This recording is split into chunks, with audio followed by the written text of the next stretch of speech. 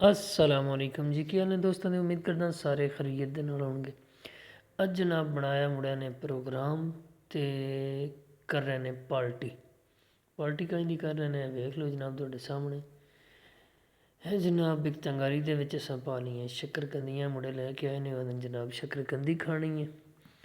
इन्हम दो दवा रहे हैं, मैं दो के ते खाइए जनाब विच आहो आहो होवे ते पकानियां भी बाहर ही ने, गार नहीं आपे ही पकानियां ते आपे ही खानियां। ते हुण शाला साडी नाल अग भी बल रहे, क्योंकि सियाणे आंदे ने बनाना वालियां दे भक्खण परोठे ते छड़ियां दी अग ना बले। एवें कोई जनाब रात माशाअल्लाह सुभान अल्लाह ते कम वेखो ते करतूत वेखो। खैर ये तो फिर पार्टियां चलदियां रहिंदियां ने, मामलात चलते रहंदे ने। लो जी असां रख दित्ती अग उत्ते। हुण ए वेखो जनाब अग शग बलदी पई ते उबाले भी आउण डए ने छली नूं, सॉरी छली कह दित्ती है शकरकंदी नूं। ते जनाब चैक शैक भी करने आ शकरकंदी तैयार हुई है कि नहीं, क्योंकि उत्ते अग ते पकदी भी टाइम लैंदी है ना, चैक भी तो नाल नाल करना पैंदा है ना।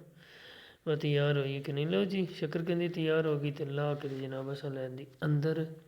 ए जनाब वेखो बिच अवार्ड शवार्ड निकल रही है। तो ए जनाब टेस्ट है क्या बात है। तो छोटियां छोटियां तो निरे होने वाल ही ने। बहरहाल जी उस आख्या चस्का लाना जिमें भी करके लाया जावे। खैर दबा दबू के चैक किया तो मेरे ख्याल नाल ऐन तो कोई तैयार है।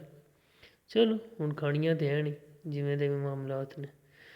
चलो जी शुरू कर दित्तियां फिर हुण कड्ढ कुड्ढ के जनाब खानियां। तो खैर अल्लाह तुहाडा करे भला। तो हुण असां खा पी के ते दोन नाल दी एंड भी विखा दईए। लो जी है जनाब गड़वी हो गई खाली साडी ढोनी।